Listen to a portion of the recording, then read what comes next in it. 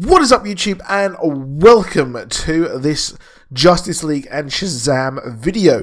So if you're new to the channel, a like and a subscribe is super appreciated. I want to thank you all so much for hitting 10,000 subscribers here.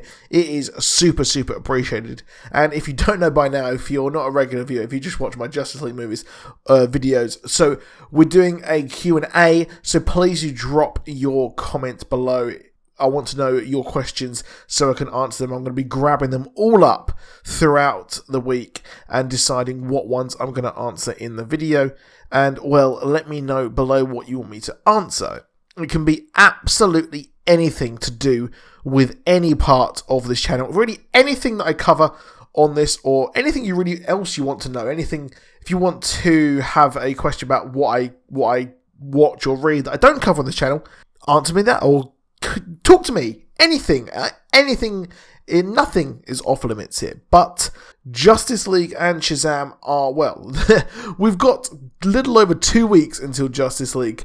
Well, we've got a very long time until Shazam, and Shazam is looking very likely to be a really cool film, because as you know, so far we have got Zachary Levi is going to be playing the role of Shazam, or Captain Marvel, as well. That name has been triggering Marvel fans for the past week, as Zachary Levi trolled the internet by saying that he is playing the original Captain Marvel, which, yes, he is. He is playing the original Captain Marvel.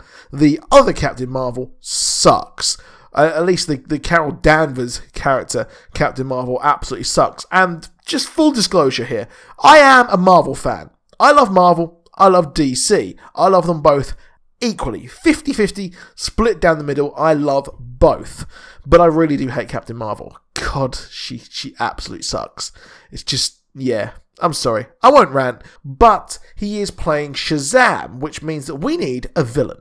And, well, that villain, the actor who will be playing that villain, has been tapped from Mark Strong. So Mark Strong, who was obviously in the Ryan Reynolds Green Lantern movie, and it seems like people who were in the terrible superhero movies are now having a renaissance, with Michael B. Jordan, who was in that terrible Fantastic Four movie. He is over in Black Panther. Chris Evans is, you know, Captain America, with one of the best trilogies of all time. The Captain America trilogy is amazing, and Thor Ragnarok, it didn't quite beat it because the first two films were boring, but that had an okay trilogy.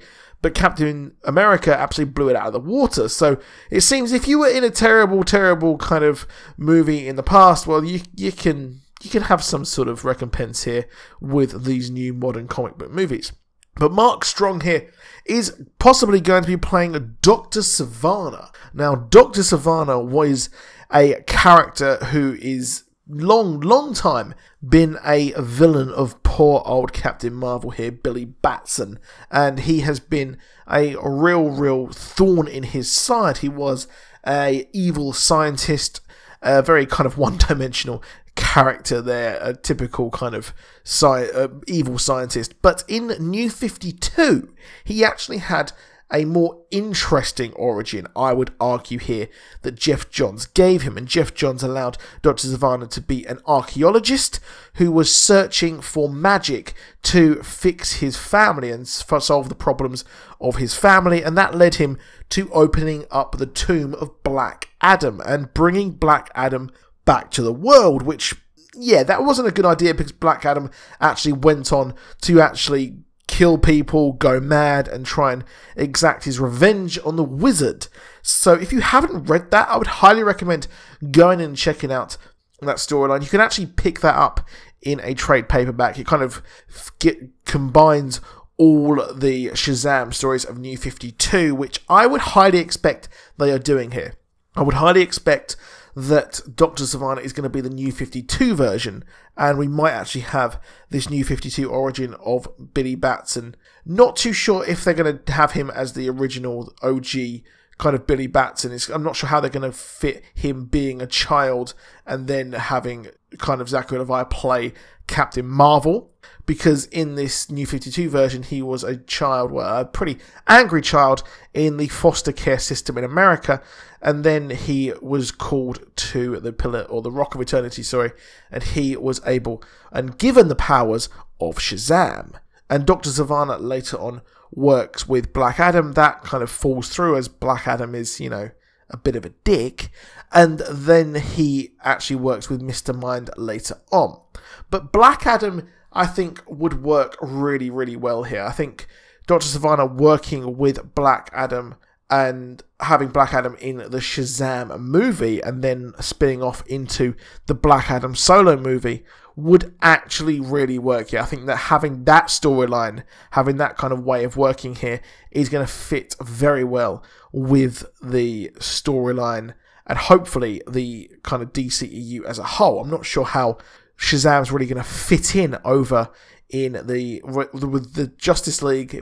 It's a nice kind of post Justice League movie, and I really want to see Shazam go toe to toe with Superman, which would be really, really funny. But we are also getting a new actress in the movie who is going to be playing, as of yet, a unknown role. Now, Grace Fulton will be joining Shazam here. It's unclear as to who she will actually be playing, but I would presume if it's such a high-profile actress, I think that having her in this movie as Mary Marvel might be interesting. Possibly not as the Mary Marvel kind of character. Maybe she doesn't have the powers yet, but she just simply plays the twin sister of Billy Batson. But in the New 52 version, she is Mary Bromfield. So I'm not sure what's going to happen there, but I really do hope that they kind of fit in, carry on with that storyline, and maybe a down-and-out Billy Batson might be interesting, where he actually kind of has a sister who's trying to get him to get his life together, then he actually becomes Shazam, and then she is just in his life, and later on they have the Marvel family. That'd be quite cool. But as well as this, we have got Justice League, and Justice League, yeah, the reviews have been embargoed, the social media stuff has been embargoed, but we have had a few cryptic tweets from people where they're just eager to actually talk about the movie. And it does seem like these early reactions are going to be very, very positive. And a lot of people have said that the movie is good. It's probably about a 7 out of 10. And a few people have actually said that it's quite jarring. The editing is a bit of a problem, which I found the editing of Batman vs Superman really, really off. I thought the editing was really kind of patchy and it really wasn't that good. But I can't really blame the editors, because I think that they tried to change quite a lot, and they were working with kind of almost not damaged goods, but they had quite a lot of changes here and there, and scenes were thrown around and things like that. So yeah, that might be why that feels like this. But the editing here, apparently there is a big difference between the scenes that were shot by Joss Whedon and the scenes that were shot by Zack Snyder.